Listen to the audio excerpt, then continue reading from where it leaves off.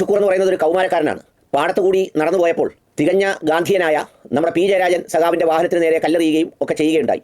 ഇതിനു മുമ്പ് വലിയ തീവ്രവാദിയും മഹാഭീകരനുമായ കേരളത്തിൻ്റെ മുഖ്യമന്ത്രി ഉമ്മൻചാണ്ടിയുടെ നേരെ കല്ലെറിയുകയും നെഞ്ചത്ത് കല്ലുകൊള്ളുകയും മുറിവേൽക്കുകയും ഒക്കെ ചെയ്തിരുന്നു. എന്നാൽ IS അന്ന് വളരെ ശക്തമായി കേരളത്തിൽ ഇല്ലാത്തതുകൊണ്ട് ആക്രമണങ്ങളൊന്നും നടന്നില്ല.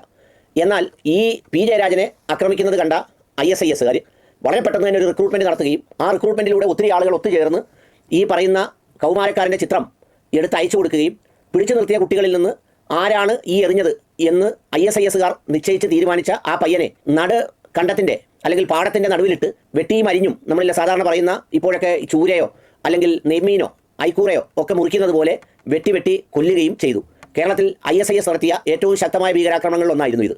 ആ ഭീകരാക്രമണത്തിൻ്റെ ഭാഗമായി ഇതിലൊന്നും യാതൊരു ബന്ധവുമില്ലാത്ത തികഞ്ഞ ഗാന്ധിയനും വളരെ ദാരിദ്ര്യത്തിലും ബുദ്ധിമുട്ടിലും ഒക്കെ കഴിയുന്ന പണ്ടൊരു IS ആക്രമണത്തിൽ കൈകൾക്ക് ചെറിയ ബുദ്ധിമുട്ട് സംഭവിച്ച പി ജയരാജൻ എന്ന് പറയുന്ന ഒരാളിനെ ഇതിൽ പ്രതിയാക്കാൻ IS നടത്തുന്ന ആസൂത്രിതമായ ശ്രമത്തിൻ്റെ ഭാഗമായി പ്രതിയല്ലാതിരുന്നിട്ടും ഞാനൊന്നും അറിയാതെ ഇതുമായി ഒന്നും ബന്ധമില്ലാതെ ചർക്കയിൽ നൂലുനൂത്ത് ഗാന്ധിസവും അത്തരം ദർശനങ്ങളും കേരളത്തിലാകെ പടർത്താനായി പാടുപെടുന്ന ഒരുപാട് കഷ്ടപ്പെടുന്ന ഗാന്ധിസത്തിൻ്റെ അടിവേര് കണ്ടെത്താൻ വേണ്ടി നമ്മൾ പണ്ട് പാടത്ത് കപ്പ മാന്തുമ്പോൾ തുരന്ന് ചെന്ന് അതിൻ്റെ അഗ്രം വരെ മാന്തിയെടുക്കുന്നത് പോലെ ഗാന്ധിസത്തെ വേരോടുകൂടി പിഴുതെടുത്ത് മറ്റൊരിടത്ത് നടാൻ വേണ്ടി പാടുപെടുന്ന പാവം പി ജയരാജൻ സഖാവ് എന്ന മനുഷ്യനും ഈ കേസിൽ വിചാരണ നേരിടണമെന്ന് ISISനോട് ആഭിമുഖ്യമുള്ള കേരളത്തിൽ കൊച്ചിയിൽ പ്രവർത്തിക്കുന്ന ഒരു കോടതി വിധിച്ചു കളഞ്ഞാൽ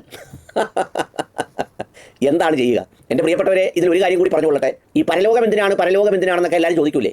ഈ പരലോകം എന്ന് പറയുന്ന ഒരു സംഗതി ഇല്ലെങ്കിൽ ഈ ഇഹലോകത്ത് വെച്ച് ഈ പറയുന്ന വ്യത്യസ്തരായ അനുയായികളാൽ സംരക്ഷിക്കപ്പെടുന്ന എത്രയോ കൊലപാതകങ്ങൾ നടത്തിയിട്ടുള്ള, എത്രയോ കൊലപാതകങ്ങൾക്ക് സൂത്രധാരത്വം വഹിച്ചിട്ടുള്ള, എത്രയോ കൊലപാതകങ്ങളെ രക്ഷപ്പെടുത്തിയിട്ടുള്ള ഈ കൊടുംഭീകരന്മാരായ ആളുകളെ ഏത് ലോകത്ത് ശിക്ഷിക്കും? ഏത് ലോകത്ത് എവിടെ ശിക്ഷിക്കും? ഇവിടെ കാണാൻ ശിക്ഷ വല്ലതും കിട്ടുമോ? ഇനി ശിക്ഷ കിട്ടിയാൽ അനുയായികളായ ഞാനും നിങ്ങളും തലച്ചോറും പണയം വെച്ച് നാവറുത്ത് വാഴയിലേലും വെച്ച് മുദ്രാവാക്യം വിളിക്കാൻ തയ്യാറായി നിൽക്കുമ്പോൾ അത് എതിരാളികളുടെ ആസൂത്രിത ഗൂഢാലോചനയുടെ ഭാഗമായുള്ള സംഗതിയായി മാറും. ഒന്ന്, അല്ലെങ്കിൽ നമ്മുടെ പ്രത്യയശാസ്ത്രം ഇവിടെ ക്ലച്ച് പിടിപ്പിക്കാൻ വേണ്ടി ഈ മഹാനായ മനുഷ്യൻ നടത്തുന്ന ധീരോദാത്തമായ പോരാട്ടത്തിൻ്റെ ഭാഗം ആവേശം വലിയ അലയൊലിയായി അങ്ങ് നമ്മുടെ തലച്ചോറിൽ നിറച്ച് അത് കത്തിപ്പടർത്തി ഉയർന്നു നിൽക്കുന്ന ദന്തഗോപുരങ്ങളായി മാറുമ്പോൾ ഏതെങ്കിലും ഒരു ലോകത്ത് മറ്റൊരിടപെടലുമില്ലാതെ സത്യസന്ധമായി ഒരു വിചാരണ വേണ്ടേ? ഒരു ശിക്ഷ കൊടുക്കണ്ടേ? ഈ കൊല്ലപ്പെട്ടവൻ്റെ മാതാപിതാക്കൾക്ക് ഒരു സന്തോഷം കിട്ടണ്ടേ? കൊല്ലപ്പെട്ടവനും സാക്ഷിയായിരിക്കണ്ടേ ആ സമയത്തിന്? അതിനാണ് ഒരു പരലോകം വേണമെന്ന് പറയുന്നത്. ഇല്ലെങ്കിൽ ഇവിടെ വെച്ച് കൊന്നു, ഇവിടെ നേതാവായി മരിച്ചു, എല്ലാവരും വാനോളം പുകഴ്ത്തി, ഇല്ല മരിക്കുന്നില്ലെന്ന് പറഞ്ഞു, പിന്നെ അവരുടെ മേൽ വലിയ എന്താ പറയുന്നത് സ്മാരകങ്ങൾ ഉയർന്നു, ഗോപുരങ്ങൾ ഉണ്ടാക്കി, ഇത്തരം ഒട്ടേറെ കാര്യങ്ങൾ ചെയ്തു പോരുമ്പോൾ ഏതെങ്കിലും ഒരു സ്ഥലത്ത് പിടിക്കണ്ടേ? ആ പിടിക്കുമെന്ന് ഇല്ലായ്മക്കാരൻ, മാർഗമില്ലാത്തവൻ, അധികാരമില്ലാത്തവൻ, സമ്പത്തില്ലാത്തവൻ വളരെ ക്ഷമാപൂർവ്വം വിശ്വസിച്ച് ശുഭപ്രതീക്ഷയോടെ കാത്തിരിക്കുന്ന മറ്റൊരു ലോകത്തിൻ്റെ പേരാണ് പരലോകം. ഇല്ലെങ്കിൽ പിന്നെ ഈ ലോകത്തെ നീതിക്ക് എന്താ അർത്ഥമുള്ളത്? ഈ ലോകത്ത് നടക്കുന്ന അനീതി അക്രമവും എവിടെ ചോദ്യം ചെയ്യുന്നത്?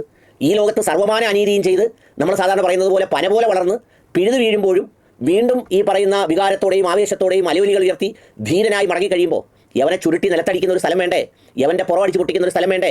യവൻ്റെ സുനായിലൂടെ പച്ച കമ്പി കയറ്റുന്ന ഒരു സ്ഥലം വേണ്ടേ? യവൻ്റെ വായിലൂടെ തീക്കുണ്ട നിറച്ച് യവൻ കരിഞ്ഞ് കിടന്ന് പടയുന്നത് കാണുന്ന ഒരു സ്ഥലം വേണ്ടേ? അത് കേൾക്കുമ്പോൾ തന്നെ ഒരു സുഖം തോന്നില്ലേ? അങ്ങനെ ഒരു സ്ഥലം ഉണ്ടെങ്കിൽ ഉണ്ട്. അതാണ് പരലോകം.